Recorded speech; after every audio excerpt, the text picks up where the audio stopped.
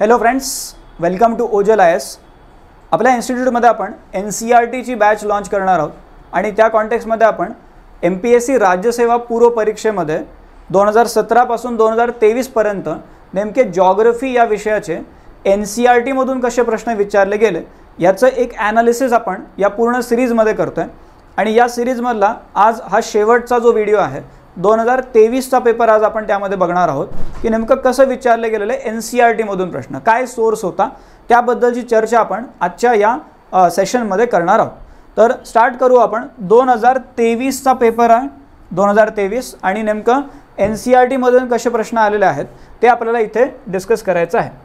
पहिला प्रश्न बघा, 23च्या पेपरमधला पहिला प्रश्न, on which of the following day does the summer solstice occur in the southern hemisphere.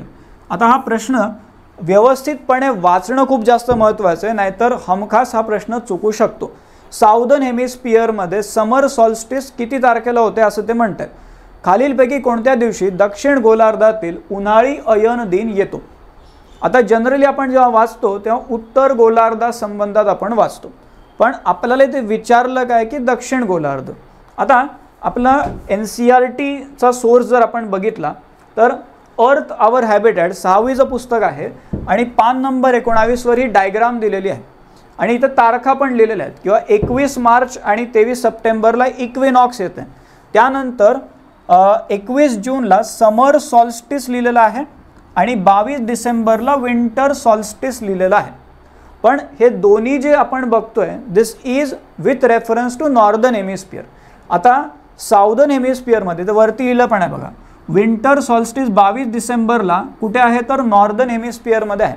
पण तिथे जर आपण बघितलं खाली लिहून ठेवलेलं आहे त्यांनी summer in the southern hemisphere.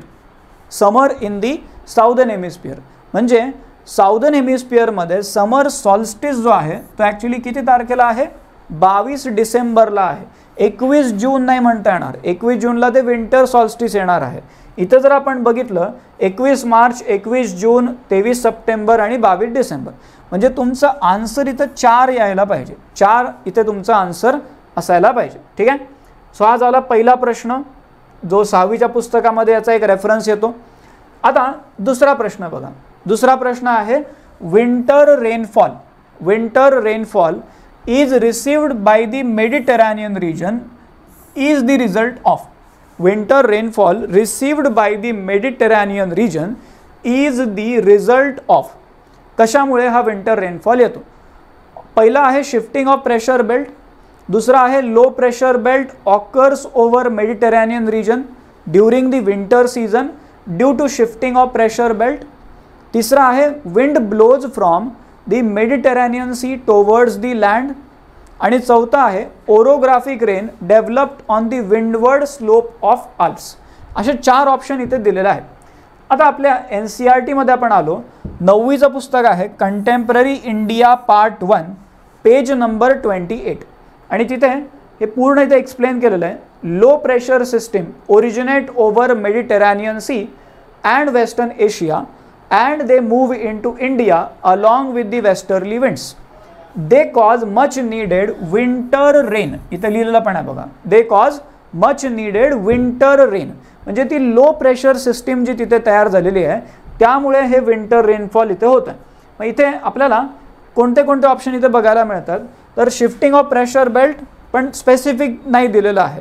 Low प्रेशरबद्दल इथे दुसऱ्या ऑप्शनमध्ये सांगितलेलं आहे that low pressure belt is occurring over Mediterranean region during the winter season due to shifting of pressure belt म्हणजे नुसतं शिफ्टिंग ऑफ प्रेशर बेल्ट नाही तर लो प्रेशर बेल्ट जो तिथे तयार झालेला आहे तो एक महत्त्वाचा भाग यामध्ये राहणार आणि त्यामुळे काय होतं आहे विंटर रेनफॉल तिथे येणार आहे. म्हणजे तुमचं 2 हे राईट आन्सर इथे असायला पाहिजे. ठीक आहे. 9वीचं पुस्तक आहे त्यामध्ये याचा सोर्स आलेला आहे. आता तिसरा प्रश्न बघा. तिसरा प्रश्न फिजिकल जॉग्राफीमधले काही चांगले प्रश्न यामध्ये आलेले आहेत. तिसरा प्रश्न आहे मॉन्सूनची माघार या टॉपिकवरती. ब्रेक इन दी मॉन्सून काय म्हणतात बघा. The climatic phenomena retreating monsoon म्हणजे काय मॉन्सूनची माघार is the result of which of the following atmospheric condition in India. हे का बरं होते. रिट्रीटिंग मॉन्सून ही जी कंडिशन आहे ही का बरं होती.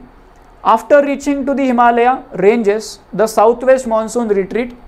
दुसरा ऑप्शन आहे the apparent movement of the sun. तिसरा ऑप्शन आहे expansion of high pressure belt from north western part to the south eastern part of India. आणि चौथा आहे occurrence of variability in the atmospheric pressure developed over the Indian subcontinent. असे 4 option दिलेले आहेत आणि नेमकं का बरं होतं, मॉन्सूनची माघार का बरं होती, असा प्रश्न त्यांनी विचारलेला आहे. आता आपण आपल्या NCERT मध्ये आलो. ही कोणती NCERT आहे? India physical environment. India physical environment. आणि त्या NCERT मध्ये क्लायमेट हा चॅप्टर आहे, पान नंबर आहे 37 आणि तिथे आपल्याला रिट्रीटिंग मॉन्सून बद्दलची माहिती दिलेली आहे. आणि मग तिथे पूर्ण एक्सप्लेन केलेलं आहे किंवा रिट्रीटिंग मॉन्सून का बरं येतं. आणि तिथे त्यांनी सांगितलेलं आहे, इथे जर आपण बघितलं, it is marked by clear skies owing to the condition October heat इथे तयार होती. तो एक भाग इथे दिलेला आहे. आणि हे त्यांनी सांगितलं पण आहे. जसं इथं ऑप्शनमध्ये जर आपण बघितलं तर एकतर काय म्हणतायत ते, after reaching the Himalaya, this is absolutely wrong.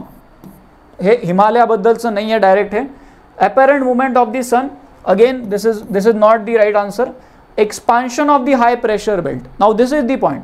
Expansion of the high pressure belt from north western part to the south eastern part of India. म्हणजे नॉर्थ वेस्टर्न पार्टकडून साऊथ ईस्टर्न पार्ट्सकडे काय होतं आहे तर प्रेशर बेल्ट जे आहेत, हाय प्रेशर बेल्ट, तो एक्सपांड होतो.